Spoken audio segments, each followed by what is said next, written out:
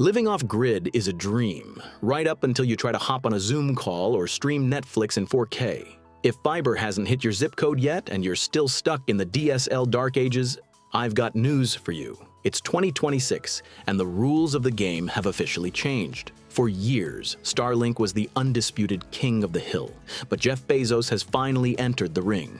The long-awaited Amazon Leo is officially live, and they're already rolling out terminals across the globe. Is Amazon's new system the Starlink killer we were promised? Or is Elon Musk's dish still the only reliable choice for lag-free gaming and remote work? Today we're pitting the Starlink Phi 4 against the brand new Amazon Leo Pro.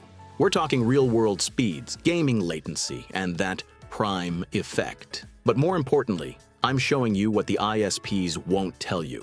Why the dish is just the beginning. I'm breaking down the ultimate survival kit, from getting Wi-Fi through 2-foot-thick stone walls to keeping your connection alive with solar power, even during the worst storm of the year. By the way, as always, I've linked everything we're talking about in the description below so you can check out the latest prices and deals. So, should you wait for Amazon or pull the trigger on Starlink right now? Let's find out. Let's dive in.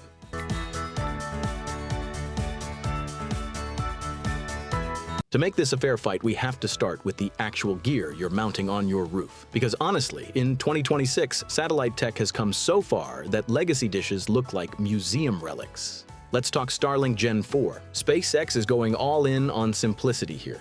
The first thing you'll notice? It's completely flat, and get this, it has no motors. It might seem like a step back, but it's actually a genius move. By ditching moving parts, the durability skyrockets. It's IP67 rated, meaning it'll shrug off epic storms without breaking a sweat.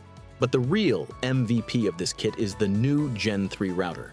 It finally features 2 built-in Ethernet ports. No more buying weird proprietary adapters just to get a wired connection. It's ready to rock right out of the box. Now, Amazon isn't playing catch-up. Unlike Starlink's one-size-fits-all approach, Amazon Leo gives you 3 tiers based on your needs and budget. 1. The Leo Nano, a tiny 7-inch square pushing up to 100 megabits per second. It's the ultimate pick for digital nomads or anyone on a tight budget. 2. The Leo Pro. This is the direct Starlink rival. At 11 inches, it hits 400 megabits per second, and it's the sweet spot for most households. 3. The Leo Ultra. For the power users and small businesses, this thing is a beast. It's a larger terminal capable of delivering full gigabit speeds. But what about the brains behind the operation? Amazon is flexing with their custom Prometheus chip. It's a powerhouse that packs the punch of a cellular base station into a tiny piece of silicon. On the other hand, SpaceX is leaning on its veteran status and its massive network of inter-satellite laser links. While Amazon bets on raw processing power on the ground, Starlink focuses on space-to-space communication so fast the data barely even touches the Earth. There are some trade-offs, though. The Amazon Ultra Dish is massive and requires a heavy-duty mount. And with the Starlink V4, since there are no motors, you have to be dead on with your manual alignment. The app will guide you, but the dish won't fix your mistakes anymore.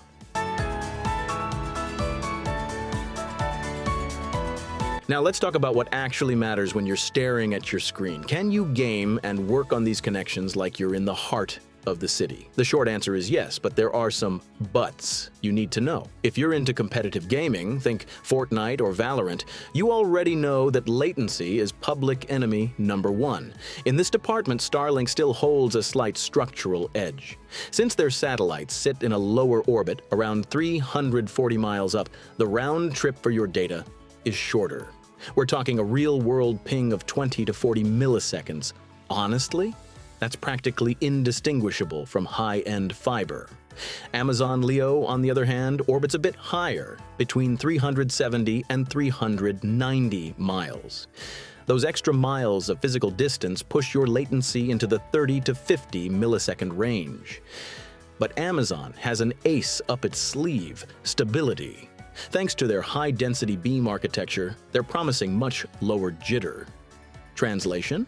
While your ping might be slightly higher than Starlink's, it's going to be rock solid. You won't deal with those soul-crushing lag spikes during peak hours when Musk's network starts feeling the squeeze of too many users. But where Amazon really wants to win you over is the Prime effect. In 2026, Alexa Plus isn't just a smart speaker that plays music. It's a full-blown generative AI hub. If you're a Prime member, your Amazon Leo connection becomes the brain of your home. It can autonomously manage everything from your Ring cameras to optimizing your power consumption based on the weather. It even preloads scenes on your Fire TV based on what you're talking about. Plus, they're offering bundle discounts. If you're deep in the Amazon ecosystem, your monthly internet bill gets a nice haircut. Faced with that walled garden, SpaceX is betting on technological brute force.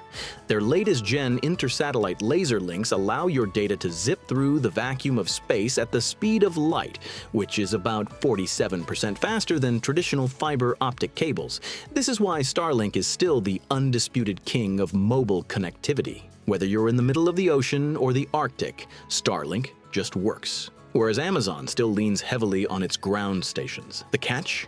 Amazon's ecosystem can feel like a golden cage. Once your entire house is synced up and you're enjoying those discounts, switching providers becomes a massive, expensive headache. On the flip side, while Starlink is technically superior in remote areas, it still hasn't fully solved the network congestion issue in heavily populated zones.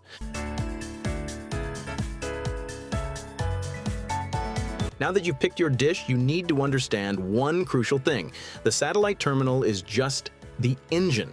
To make everything run smooth as butter, you need a solid chassis. That's where your survival kit comes in. Because let's be real, the best signal in the world doesn't mean squat if it can't even punch through your front door. The first boss fight you're going to face: walls. If you're living in a rural spot with 2 or 3 foot thick stone walls, those structures are signal killers. They can tank your speeds by a factor of 1,000. The stock routers that come with Starlink or Amazon are fine for modern drywall homes, but they'll choke the second you start connecting a bunch of smart home gear. The fix? You need to jump to the Wi-Fi 7 standard. I've got 2 paths for you. 1, the Amazon Leo route. The logical pick here is the Aeromax 7. It's a beast. It doubles as a smart home hub for all your gear without needing extra dongles, and it talks to Alexa Plus natively. 2, the Value King. If you want unbeatable bang for your buck, go with the TP-Link Deco BE65. It pushes speeds up to 11 gigabits per second, and it's perfect if you can run wired backhaul through those stubborn stone walls. But what happens when a storm hits and the power goes out? That's exactly when you need to be connected the most. You need a UPS, uninterruptible power supply. The EcoFlow Delta 3 Plus is a fantastic choice because it has a sub-10 millisecond switchover time.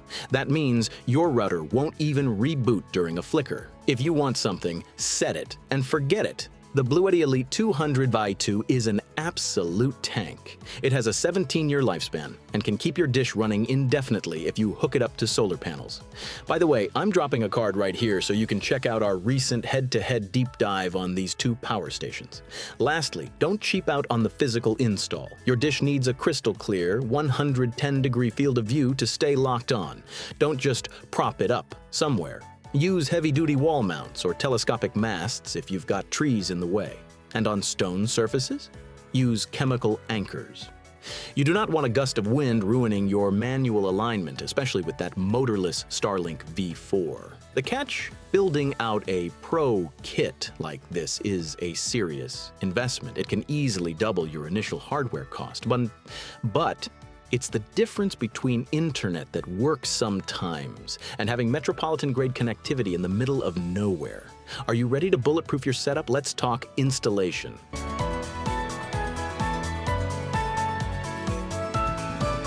Now, we're getting into the stuff that's usually buried in the fine print, the real-world installation. Because look, what you see in the glossy commercials is one thing, but getting that signal from space into your living room, that's a whole different ball game. First, let's talk about the physics of your own home.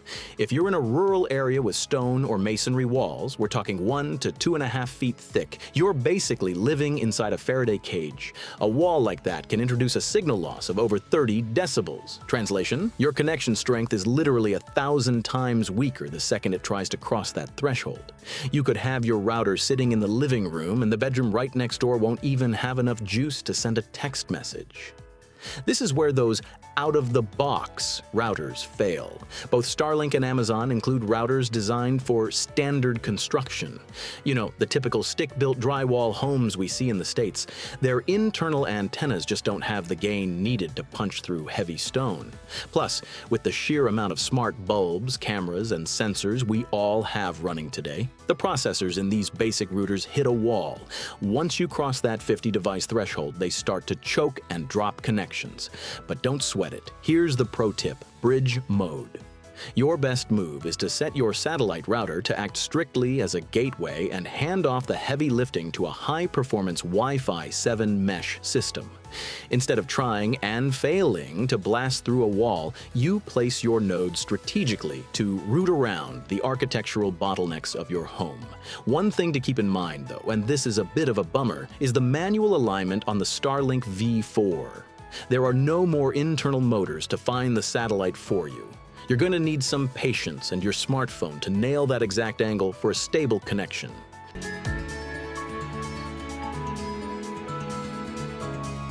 It's time for the moment of truth. We've crunched the numbers, tested the latency, and analyzed every single watt. Now, you've got a strategic decision to make for your home this March. There isn't a one-size-fits-all winner, but there is a clear winner for you, depending on what you value most. You should pull the trigger on Starlink 5 if. First, you need internet right now and can't wait for Amazon to finish their global rollout. Second, you're a competitive gamer who lives for low-ping shooters or RTS games. Those 10 to 15 milliseconds you save with SpaceX's lower orbit are the difference between a win and a loss.